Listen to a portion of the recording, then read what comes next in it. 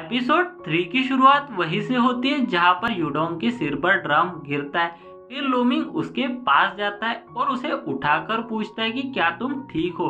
तो वह बोलता है कि मैं ठीक हूँ। फिर लूमिंग उसे खड़ा करता है और बोलता है कि तुम यहीं रुको, मैं टैक्सी लेकर आता हूँ और फिर हम हॉस्पिटल जाएंगे। तो यूडोंग बोलता है कि मैं बिल्कुल ठीक हूँ, मैं बहुत लेट हो गया, मेरी मॉम मेरा वेट कर रही होगी। और फिर वह जाने लगता है पर लूमिंग उसे रोकता है और उसे अपना कार्ड देता है और बोलता है कि अगर तुम्हें किसी चीज की जरूरत हो तो मुझे कॉल कर लेना। फिर यूडोंग वहां से चला जाता है। अगली सुबह शाओ शाओ क्लास में आती है और यूडोंग को देखकर चैन की सांस लेती है। वह लोग बातें कर रहे थे कि यूडोंग तुम्हारी मॉम कल बहुत परेशान हो गई थी, उन्होंने हमें कॉल भी किया था। फिर वह पुलिस को भी कॉल करने वाली थी, तुम बताओ कि तुम्हारे साथ क्या हुआ है। तो वह कुछ भी नहीं बताता। तभी क्लास के बाहर से वूसाई यूडोंग को बुलाता है। तो यूडोंग वहां जाता है, उसके पीछे उसके दोनों दोस्त भी जाते हैं। तो शाओ शाओ कैसे पीछे रह सकती थी, वह भी चली जाती है।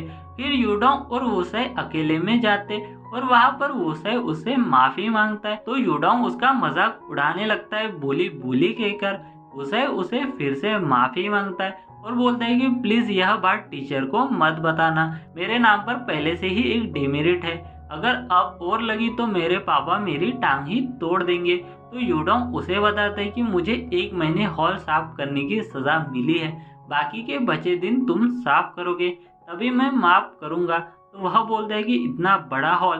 तो यूडोंग बोलता है कि मैं डायरेक्टर से को जाकर बताता हूँ।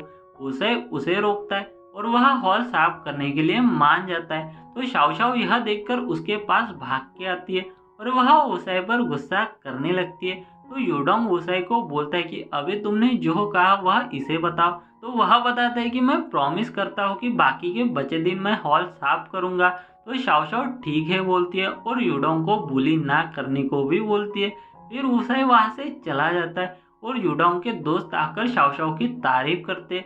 यूडोंग उन्हें बताता है कि अब हमें हॉल साफ करने की जरूरत नहीं है। तो वह बोलती है कि क्या अब हम फ्री हो गए हैं। तो यूडोंग बोलता है कि पूरी तरीके से तो नहीं। फिर वूसाई हॉल साफ कर रहा था, वह उसके मजे लेते जिससे वह बहुत ज्यादा परेशान हो जाता है। नेक्स्ट सीन में लूमिंग इंटरव्यू देने जाता है और वह बताते हैं कि हमारी प्लानिंग डिपार्टमेंट की जॉब फिल हो गई है, अगर आप हमारे डिजाइन डिपार्टमेंट को ज्वाइन करना चाहते तो आप आ सकते। तो लूमिंग बोलता है कि मैं प्लानिंग डिपार्टमेंट को ही ज्वाइन करना चाहूंगा। उधर स्कूल में मैम क्लास को एक ड्राइंग बनाने को बोलती है। टाइम खत्म होने के बाद वह सबकी ड्राइंग देखती है।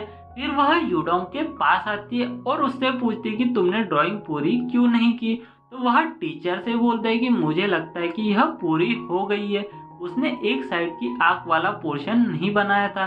फिर टीचर उसे एक दूसरे पेज पर एप्पल ड्रॉ करने को बोलती है। तो वह अभी भी आधा ही ड्रॉ करता है और वह बोलता है कि यह फिनिश हो गई। तो वह उसे क्लॉक ड्रॉ करने को बोलती है। तो वह भी उसे आधा ही ड्रॉ करता है। टीचर बोलती है कि तुमने यह भी नहीं बनाया। तो वह हंसकर बोलता है कि यह तो पूरा हो गया है। फिर वह उसे अपने साथ ऑफिस में आने को बोलती है। फिर ऑफिस में वह उससे बोलती कि मैं तुम्हें बहुत अच्छा स्टूडेंट मानती थी, आज जो तुमने किया है मैं उससे काफी ज्यादा निराश हूँ। और वह उससे पूछती कि तुम्हें इस ड्राइंग में कोई गलती नहीं दिखती है क्या। तो वह देखकर बोलता है कि नहीं, तो इसमें तो कोई गलती नहीं है। तो टीचर उससे बोलती कि क्या हुआ है तुम्हारी आंखों को। फिर से वह उससे पूछती कि तुम्हें इसमें कोई गलती लग रही है या नहीं। तो वह नहीं बोलता है। तो वह उसे ओक्यूलिस्ट के पास जाने की सलाह देती है। फिर हम लूमिंग को देखते हैं, वह बाहर बैठकर अपने लाइफ के बारे में सोच रहा था। उसके भी ड्राइंग में फॉल्ट था, उसे योहान ने संभाला था, इसीलिए उसने डिजाइन वाली जॉब को मना कर दिया। उधर यूडोंग उस पेंटिंग को देखकर बोलता है कि यह तो ठीक है, मैं डॉक्टर के पास क्यों जाऊं। फिर वह पेंटिंग ले जाकर उसके दोस्तों को दिखाता है। तो शाओ शाओ बोलती कि तुमने यह मास्टरपीस कंप्लीट क्यों नहीं किया। तो वह देखकर बोलता है कि यह तो ठीक है। शाओ शाओ उस पर चिल्लाकर बोलती कि यह पूरा नहीं है। तभी उसका दोस्त यूडोंग से बोलता है कि मुझे लगता है कि यह अच्छा है। तो यूडोंग उसे हाई फाई देकर बोलता है कि तुम ही मेरे सच्चे भाई हो। तो वह बोलता है कि अगर तुम इसे पूरा करो तो यह और भी ज्यादा अच्छा लगेगा। तो यूडोंग उन्हें बोलता है कि तुम्हारे साथ क्या हुआ है। तो वो लोग वापिस से उसे ही बोलते कि तुम्हारे साथ क्या हुआ है। तो वह वहां से चला जाता है।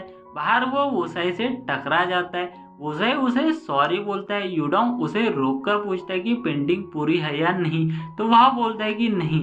यूडोंग उसकी ओर देखता है तो वह ताली बजाने लगता है और बोलता है कि यह बहुत अच्छी है। तो यूडोंग वहां से चला जाता है। फिर वह छत पर जाकर बैठ जाता है। तो शाओ शाओ उसके पास आती है और उस पेंटिंग को देखकर बोलती है कि एक साइड से तो यह सही है पर दूसरी साइड से नहीं। तो वह उसे दोबारा ड्रॉ करने को बोलती है। नेक्स्ट सीन में लूमिंग घर पर आता है। वह जी शुआन से फोन पर बात कर रहा था। वह उससे पूछता है कि क्या मुझे योहान को प्रपोज करना चाहिए। तो जी शुआन उससे बोलता है कि तुमने रिंग भी ले ली है तो अब तुम क्या सोच रहे हो।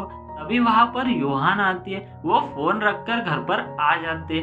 स्कूल की छुट्टी हो जाती है। यूडोंग ने साइकिल नहीं लाई थी तो वह अपने दोस्तों से घर तक छोड़ने को बोलता है तो वह नहीं बोलते। तभी वहां पर शाओ शाओ आती है और वह शाओ शाओ को फंसा देते। फिर वह दोनों घर चले जाते। नेक्स्ट सीन में योहान का बर्थडे था तो योहान और लूमिंग आते। तो लूमिंग उससे बोलता है कि जब से मैंने तुम्हें देखा था तभी से मुझे तुम पर क्रश हो गया था। आज से 7 साल पहले हम मिले थे क्योंकि तुम मेरी लाइफ की बेस्ट गिफ्ट हो। और यह बोलकर उसे बर्थडे विश करता है। योहान उसके प्रपोज का वेट कर रही थी पर लूमिंग उससे बोलता है कि अब हम केक कट करेंगे। जिसे सुनकर योहान, जीशुआन और उसकी मॉम तीनों निराश हो जाते। योहान केक कट करने ही वाली थी तभी जीशुआन लूमिंग को वहां से लेकर चला जाता है। उसके पीछे पीछे योहान की मॉम भी जाती है। जीशुआन उसे एक जगह पर लेकर जाता है और वह उससे बोलता है कि यह तुम क्या कर रहे हो, तुमने उसे प्रपोज क्यों नहीं किया, चलो जल्दी। तो लूमिंग उसे रोकता है और वह उसे बताता है कि मैं अभी उसे खुश नहीं रख सकता, मेरी जॉब चली गई है। उसकी यह बात योहान की मॉम भी सुन लेती है और वह उसके पास आती है और बोलती कि तुमने जॉब छोड़ दिया पर तुमने उसे प्रपोज क्यों नहीं किया। मेरी बेटी तुम्हारा 7 साल से इंतजार कर रही है। हमने तुमसे कहा था कि हमारी परमिशन भी है। तो लूमिंग बोलता है कि मुझे जैसे ही जॉब मिलती है मैं वैसे ही उसे प्रपोज कर दूंगा।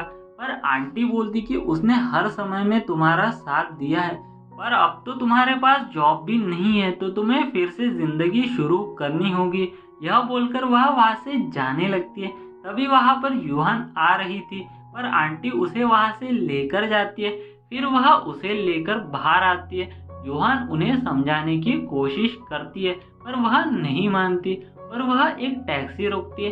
तभी वहां पर लूमिंग आता है और वह उन्हें रोकता है और आंटी से एक और चांस मांगता है और बोलता है कि अगर मेरी न्यू जॉब लग जाएगी तो मैं जरूर योहान से शादी कर लूंगा। पर वह उसकी एक नहीं सुनती है और उसे टैक्सी में बिठाकर जाने लगती है।